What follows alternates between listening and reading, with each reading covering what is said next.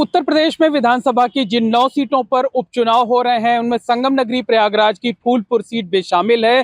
फूलपुर की बात करें तो 2017 और 2022 का विधानसभा चुनाव भारतीय जनता पार्टी ने जीता था, लेकिन 5 महीने पहले हुए लोकसभा चुनाव में समाजवादी पार्टी ने यहां तकरीबन 18,000 से ज्यादा वोटों से जीत दर्ज की थी।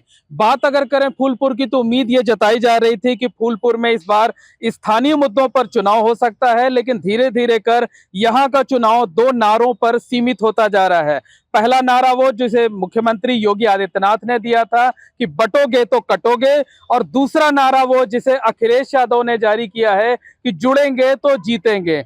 पूरा मतलब ये ध्रुवीकरण कराने की कोशिश है। भारतीय जनता पार्टी की कोशिश है कि धार्मिक आधार पर ध्रुवीकरण कराया जाए, जबकि समाजवादी पार्टी इस कोशिश में है कि जातीय गोलबंदी जो लोकसभा चुनाव में काम करी, अगर वो इस चुनाव में भी जारी रहती है तो जीत उसे मिल सकती है। बहरहाल फूलपुर के लोग क्या सोचते हैं, नेता क्या सोचते हैं, इस पर हमारे साथ बात करने के लिए समाजवादी पार्टी के प्रवक्ता अजीत यादव जी हैं, भारतीय जनता पार्टी के नेता संजय गुप्ता जी हैं, राजीव मिश्रा जी हैं, इसके साथ साथ डॉक्टर शैलेश जी हैं, राजनीतिक विश्लेषक पत्रकार पवन द्विवेदी जी हमारे साथ हैं। अजीत जी, सबसे पहले आपसे जानना चाहेंगे कि वही पीडीए का फार्मूला जो लोकसभा चुनाव में आप लोगों ने अपनाया था, उसी मुद्दे पर उसी फार्मूले को लेकर इस चुनाव में भी उतरने जा रहे हैं। अब तो आप लोगों ने बटोगे तो कटोगे का काट भी खोज लिया है, एक नया फार्मूला दे दिया है, जुड़ेंगे तो जीतेंगे। किसको जोड़ना चाहते हैं? जो सामाजिक न्याय की विचारधारा को मानने वाले लोग हैं, उनको अगर हमारे साथ आएंगे, केवल उत्तर प्रदेश की ही बात अब नहीं रह गई है, ये नारा पूरे देश में हिट कर गया है और जगह जो आम चुनाव हो रहे हैं वहां भी ये नारा हिट कर रहा है। लेकिन अभी हरियाणा में आप लोग जो है हारे हैं। पीडीए हरियाणा की स्थिति, इंडिया अलायंस की जो स्थिति है 39.09% वोट इंडिया अलायंस का है और इनका 39.94% वोट है हरियाणा में। बहुत अंतर नहीं है। अहिरवाल क्षेत्र में इंडिया अलायंस के कांग्रेस के साथियों ने कुछ गलतियां कर दी, जिसके वजह से हम वहां चुनाव डिफीट कर गए। नहीं तो ये निश्चित रूप से चुनाव हरियाणा का। ये बताइए, जोड़ने की कोशिश, जोड़ने का आप नारा दे रहे हैं, आपके सहयोगी पार्टी कांग्रेस के जिला अध्यक्ष वहां बगावत होकर चुनाव करा रहे हैं, आप खुद एक नहीं है और जनता से आप उम्मीद करते हैं कि जनता जुड़कर कांग्रेस ने उनको निष्कासित कर दिया है। कांग्रेस के जितने बड़े नेता हैं वो बयान दे रहे हैं कि हम इंडिया अलायंस के साथ और समाजवादी पार्टी के जो कैंडिडेट लड़ रहा है। अभी कल कांग्रेस की हमारी संयुक्त मीटिंग हुई है नेताओं की, जिले स्तर की और प्रदेश स्तर की। सारे नेताओं ने एक सुर से कहा है कि इंडिया अलायंस के कैंडिडेट जो हैं उनको जिताने का काम करेंगे। जिस मीटिंग की आप बात कर रहे हैं वो बंद कमरे में मीटिंग हुई, उसकी तस्वीरें हम लोगों ने भी देखी। अभी फील्ड में निकले नहीं है। सुरेश यादव बहुत प्रभावी इसलिए नहीं होंगे, अपना दल भी यहाँ पर लड़ रही है। अपना दल पल्लवी पटेल का गुट ओवैसी के साथ लड़ रहा है, वो भी नुकसान करेंगे। और बसपा से जो ये लोग समीकरण साध रहे हैं, जितेंद्र सिंह आ गए हैं बसपा से, वो भी इनका नुकसान करने जा रहे हैं। समाजवादी पार्टी का इससे नुकसान होने वाला नहीं है। जो नुकसान हो रहा है वो बीजेपी का हो रहा है। हम लोकसभा में इनको 18,000 से डिफीट किए थे, हम मात्र 26-27 वोट से विधानसभा में। संजय गुप्ता जी से बात कर लेते हैं। संजय जी, ये बताइए, देश में 11 सालों से 10.5 साल से आपकी सरकार है, उत्तर प्रदेश में 7.5 साल से सरकार है, क्यों नहीं विकास के मुद्दे, क्यों नहीं उपलब्धियां गिनाकर वोट मांगते? बार बार ध्रुवीकरण कराने की कोशिश क्यों बटोगे तो कटेगो का नारा दिया जा रहा है? नहीं है, बटोगे तो कटोगे का मतलब ये हुआ कि बटो नहीं, आपस में एक रहो, एकजुट रहो, ताकत के साथ काम करो। और अभी आपने देखा है किसको ये नारा दिया जा रहा है कि कौन बट रहा है? देश की जनता को कहना है कि राष्ट्र के साथ जुड़ो, राष्ट्र के साथ एक रहो। अगर राष्ट्र के विरोध में जाओगे, क्योंकि सबको पता है कि भारतीय जनता पार्टी क्या करता है, भारतीय जनता पार्टी का वोटर जो है वो राष्ट्र हित में काम करता है, राष्ट्र के लिए वोट देता है, किसी व्यक्ति विशेष को वोट नहीं देता है। ये बताइए कि अगर बटोगे कटोगे का नारा राष्ट्र के लिए है तो सबके संदर्भ में बात क्यों नहीं की जाती है?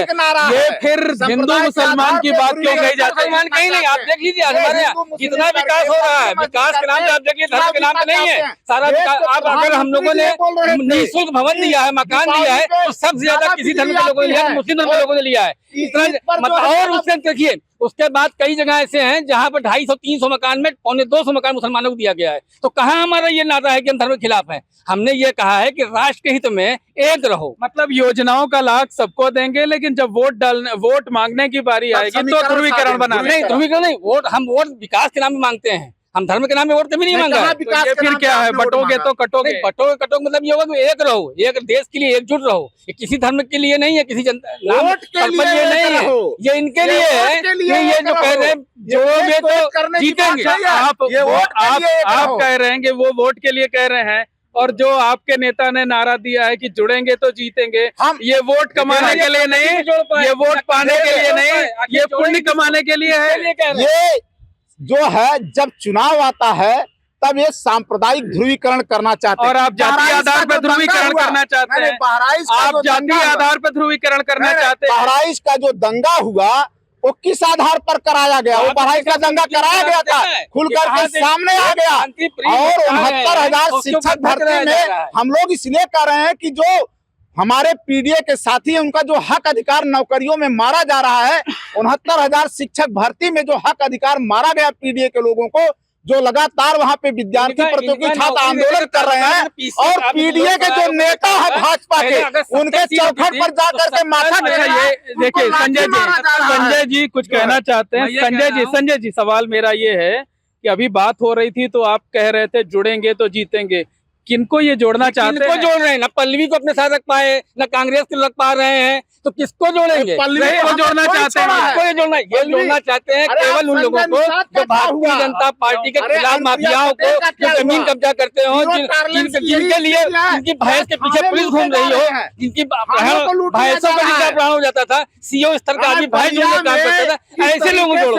इनको जनता का मतलब नहीं है, जनता का मतलब नहीं है। और वही बहराइच की बात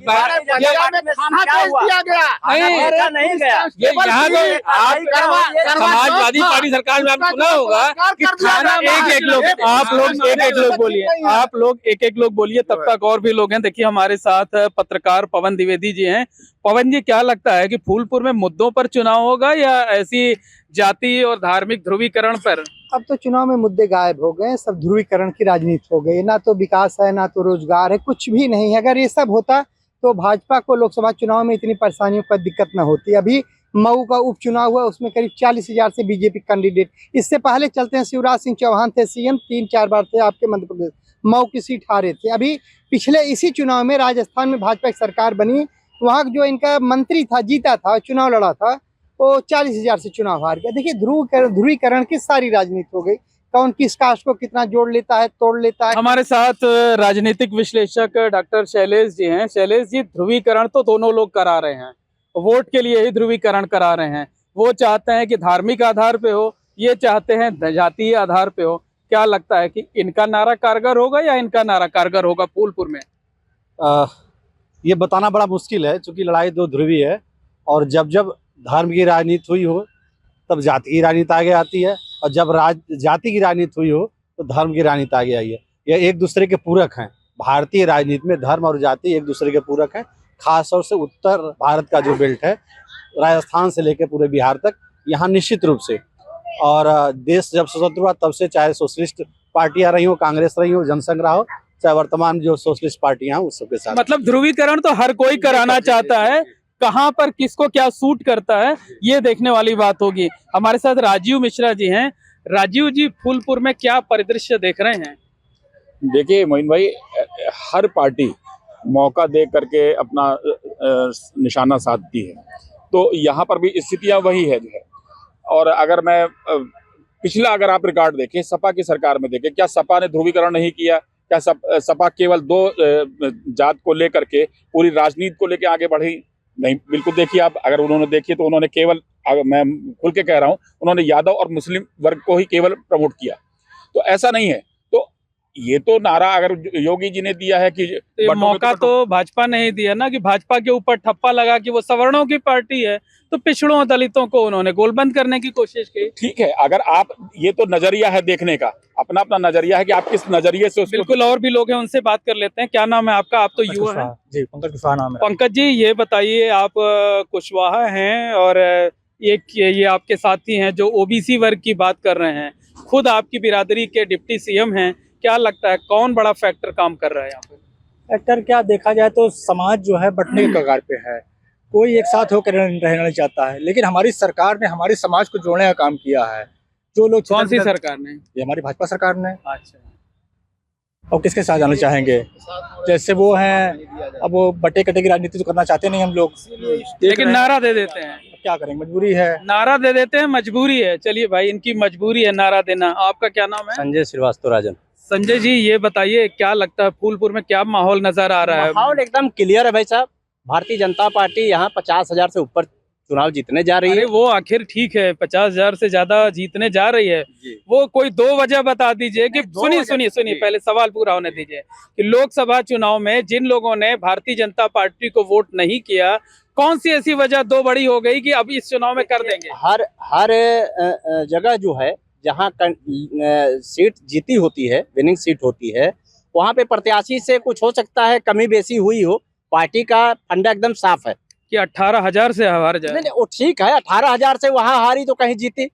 हार जीत का तो मामला लगा रहता है, लेकिन कौन सा ऐसा चमत्कार हो गया 5 महीने में कि सब बदल जाएगा? भारतीय जनता पार्टी की सरकार ने हर जगह बेहतर काम किया।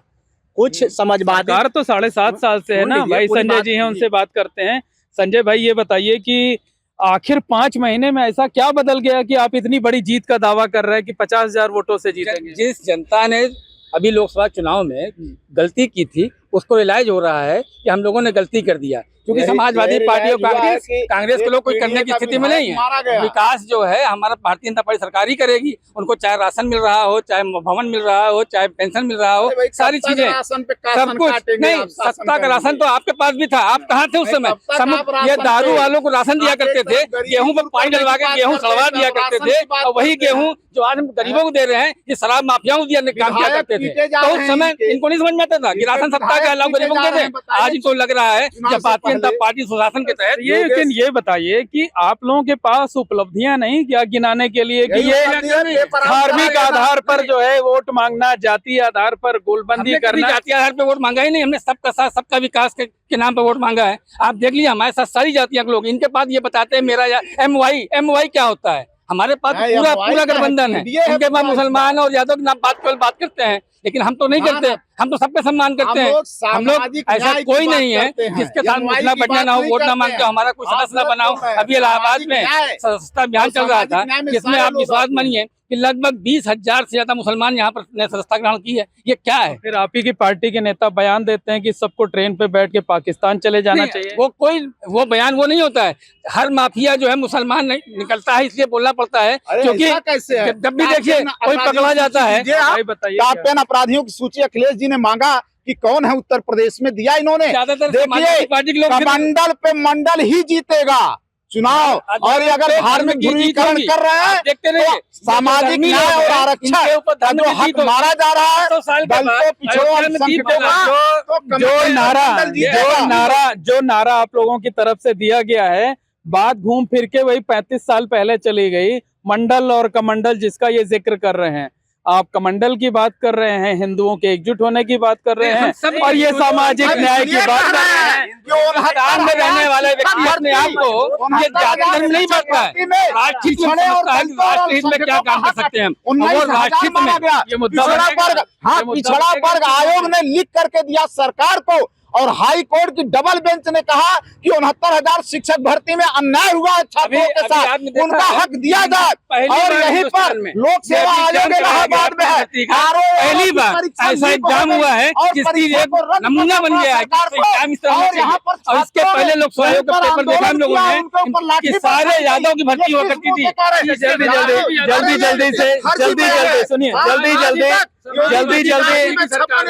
जल्दी कमेंट ले लेते हैं। देखिए, जल्दी से फाइनल कमेंट ले लेते हैं।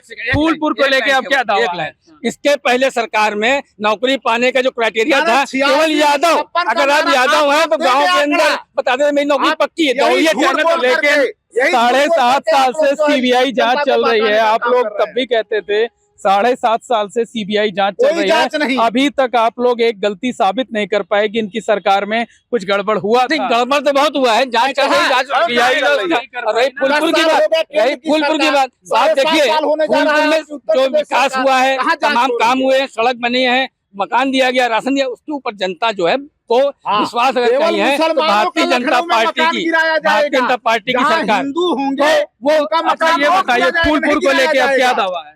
फूलपुर हम जीत रहे हैं, फूलपुर ही नहीं, जो फूलपुर हार रहे हैं। 9 विधानसभा है, 9 के 9 चुनाव हम लोग जीत रहे हैं, इसमें कोई संशय नहीं किसी प्रकार का। लेकिन लोकसभा 5 महीने पहले जो चुनाव हुआ उसको याद रखने के बाद 2018 लोकसभा हुआ था चुनाव, अगर उसमें हम 10-20 हजार से हारे थे तो 2019 में हम 3 लाख से जीते भी थे। अरे उपचुनाव भी तो ऐसा के कुछ बाद नहीं आप है। हारे थे लोकसभा कुछ का, नहीं है। आप उपचुनाव भी हारे हैं। उसी चुनाव की बात कर रहे हैं, जल्दी से बाकी लोगों से क्या देख रहे हैं फूलपुर में क्या कुछ होने जा रहा है? कांटे की टक्कर है सपा और भाजपा में, बाकी दलों को कोई मतलब नहीं जो चुनाव छिटपुट दल लड़ रहे हैं। सबसे बड़ी बात है भाजपा को कोई में ऐसा काम नहीं किया जिससे कि लगता कि थोड़ा सुधार होगा। रोजगार के मुद्दे पे आप देखे जाएं, सड़कें अब बन रही है, कुंभ मेला इतना बड़ा है, 5 साल पब्लिक को दिक्कत हुई, और भाई राशन और भाषण कब तक चलेगी, इस पे आपको जो है ध्यान देना पड़ेगा। आप क्या देखते हैं कि फूलपुर में क्या कुछ हो सकता है? फूलपुर में संभावनाएं जीवित हैं दोनों तरफ की।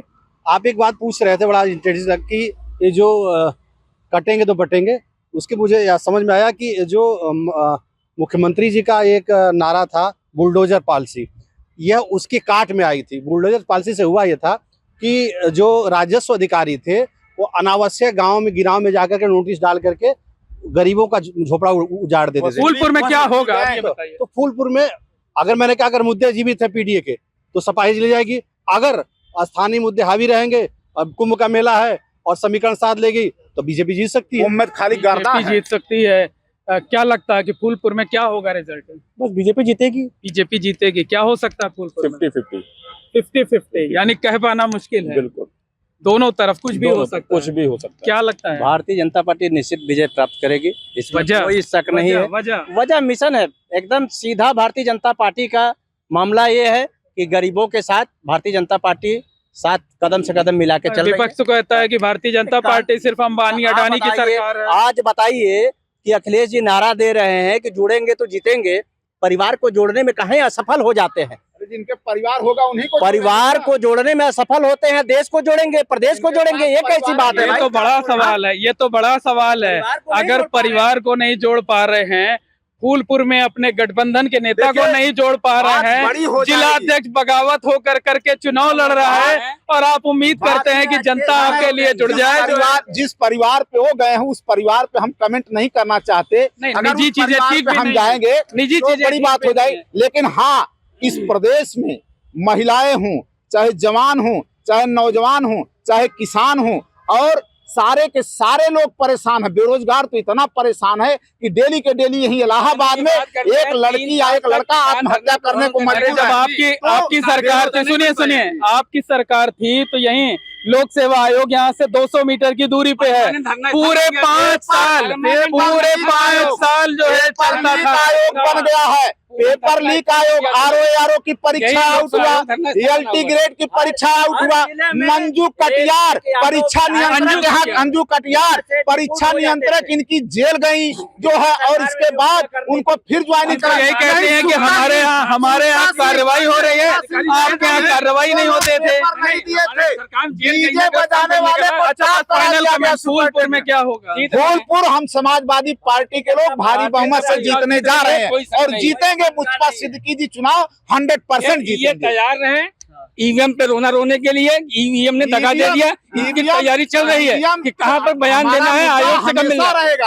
जो चुनाव आयोग है इनके नेता समय ले रहे हैं, हमको चुनाव का समय दीजिए। ईवीएम पे हमको रोने के लिए आना है, आप जो है ईवीएम शिकायत करने आए हैं। अगर नतीजा पक्ष में नहीं आया तो ईवीएम पे तो सवाल नहीं उठ रहे हैं। इसलिए सवाल उठ रहे हैं कि नेकपाल को हटा दिया गया, सेक्रेटरी को हटा दिया गया, बीएलओ को हटा दिया। जो पीडीए के लोग थे उनको जहां जहां उपचुनाव हो रहा उनको हटा दिया जा रहा, क्योंकि सरकार की मंशा ठीक नहीं, वो बेईमानी करना चाह रही है। लेकिन हम पीडीए के लोग जो हमारी जनता है इस बार माफ करने के मूड में हम लोग घेरेंगे। जैसे लोकसभा जीते तो उसी तरीके से विधानसभा अथॉरिटी जो है पीडीए, ये पीडीए जनता का मतलब नहीं है। पीडीए मतलब परिवार डेवलपमेंट अथॉरिटी, जिसमें इनके 4 चाचा 3 भतीजा 7 साड़ू 2 अरे आपके तो बहनोई 2 रिश्तेदार भाई 2 तक आ बुआ गए हैं। ये जो आपके भी संस्था है पीढ़ियां इसी को ये नहीं हैं। पीढ़िए बोलते हैं। फूलपुर जीतेंगे। कल्याण सिंह जी फूलपुर की भारतीय जनता तीसरी पार्टी पीढ़ी चुनाव लड़ रही जीतेगी है और चुनाव। भरपूर मतों जीतेगी। कल्याण अब सिंह एकजुट की हैं? तीसरी पीढ़ी। एकजुट हैं, और एकजुट है। इसमें कोई निश्चित तौर पर कहा जा सकता है कि फूलपुर चुनाव को लेकर भारतीय जनता पार्टी और समाजवादी पार्टी में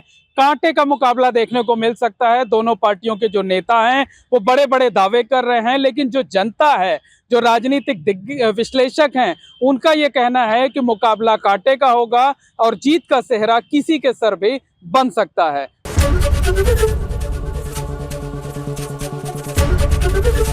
एबीपी गंगा, खबर आपकी, जुबान आपकी।